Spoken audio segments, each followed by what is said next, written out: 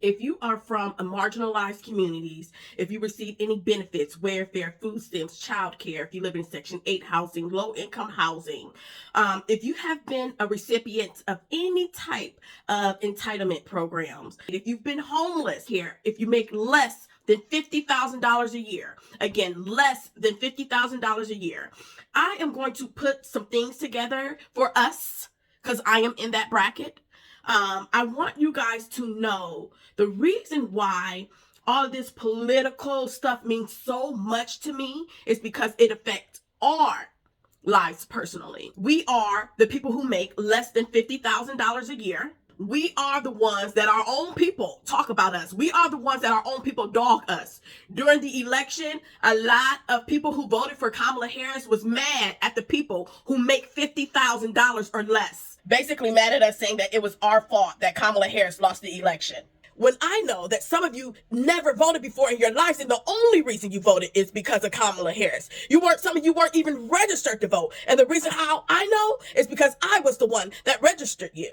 So I know it wasn't our fault, people that come from marginalized communities and people that make $50,000 or less a year. I know it wasn't our fault, the reason why she lost the election. And the funny thing is, during the election, she didn't mention marginalized people one time. She mentioned black males that do cryptocurrency and have businesses, and she mentioned middle-class community. She didn't say nothing about people making under $50,000 a year. And I really feel like they despised us. You know how you go around some of them black people and they be acting funny. If you've ever been a part of a program or had to get any type of funding or resources and you know what they did wasn't right, you know that they were being grimy, you know that they were being shady, you know that they were supposed to give you the money and they didn't, maybe they charged you extra money. I am behind the scenes creating something for us. The Doge funding that they are talking about that's being stolen, this comes from us. This is directly affecting us. This might be why you haven't been able to get out of low income housing. This may be why you haven't been able to get on your feet. And I'll explain more as time goes along. But I just want you to know that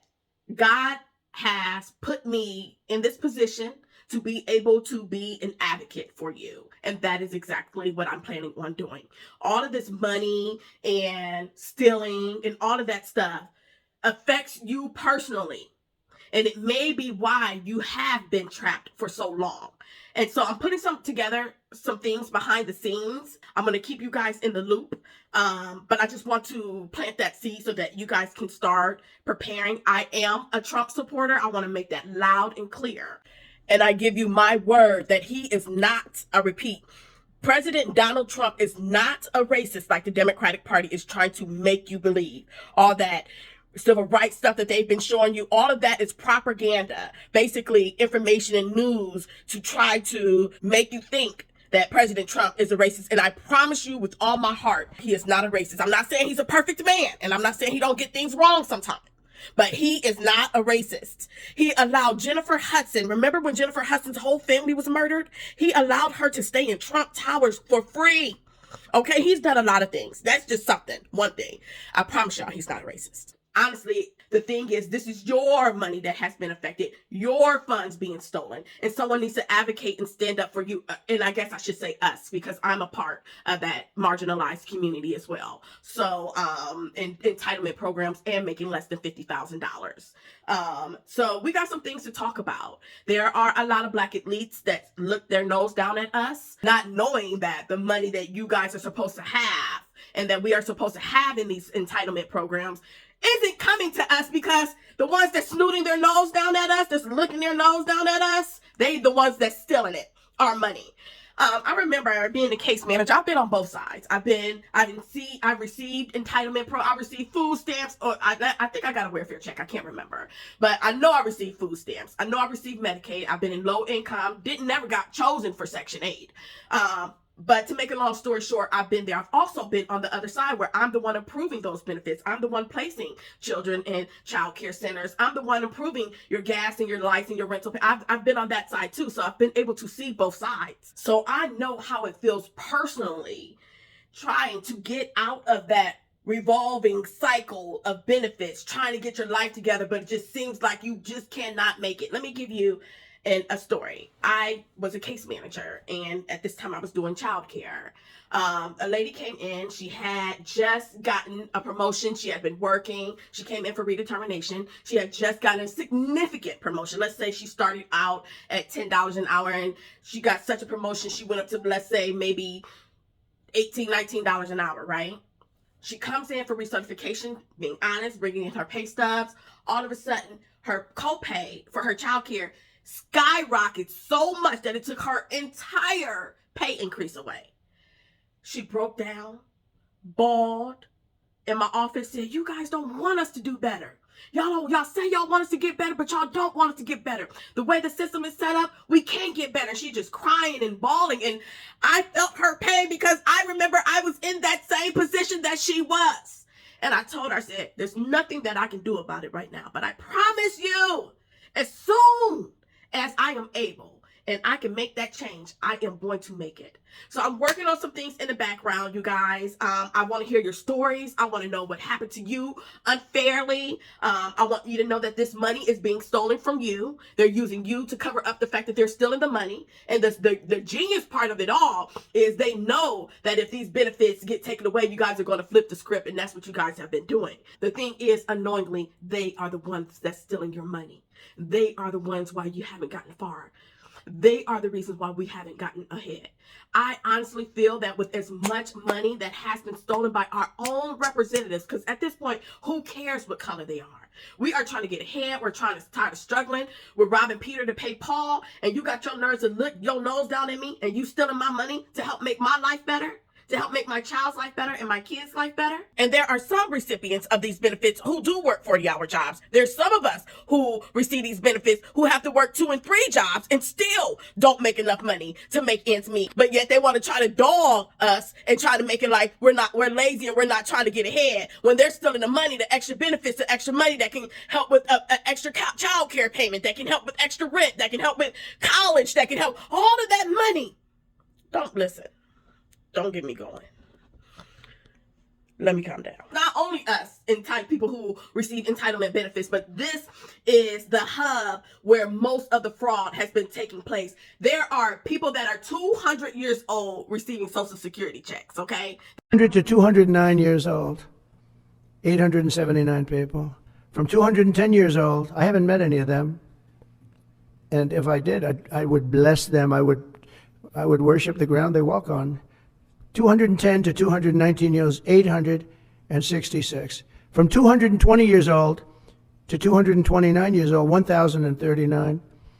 And then you have 2 people.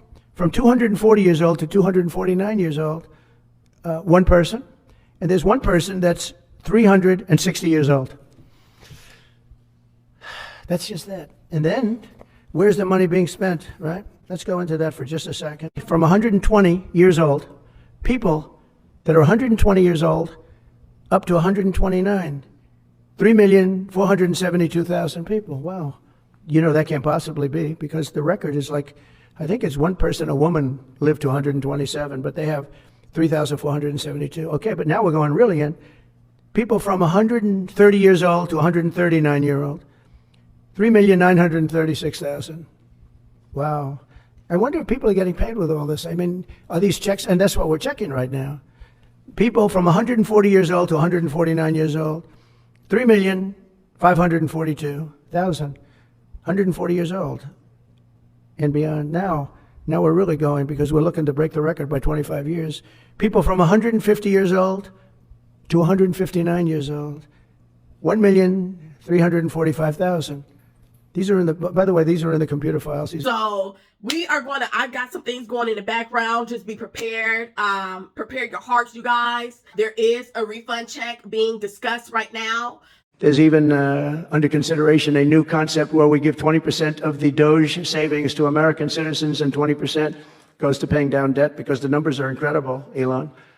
So many billions of dollars, billions, hundreds of billions, and we're thinking about giving 20% back to the American citizens and 20% down to pay back debt and pay down debt. Pay attention. I'll be back with more news. Yeah, so if you are a part of an entitlement program, keep your eyes, your ears open. Make sure you follow my channel. I have some things brewing, and I want to discuss it with you guys. No matter if it's a black politician or a white politician, it don't matter. If we are going to be able to get the help that we need to become self-sufficient, this is what needs to take place. I've been waiting for certain leaders to step up, and unfortunately, due to all the corruption, they right now have scales over their eyes, so to speak. They can't see the truth. And so I feel like I must step up. Maybe that's the reason why I have gone through all the things that I have gone through, because I also know that experience is the best teacher. I also know that you can speak better and more profoundly upon things that you've actually experienced in your life. So I have decided to step up. They're not going to step up and do it, so I'm going to do it. So again, I'm behind the scenes working on something per God told me to do. He the one told me to make this video.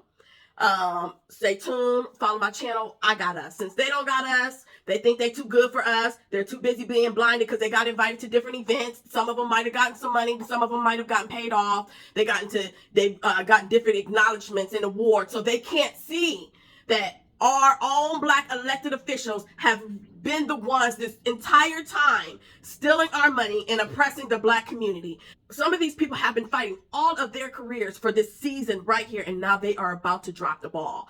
I cannot let it happen. I can't.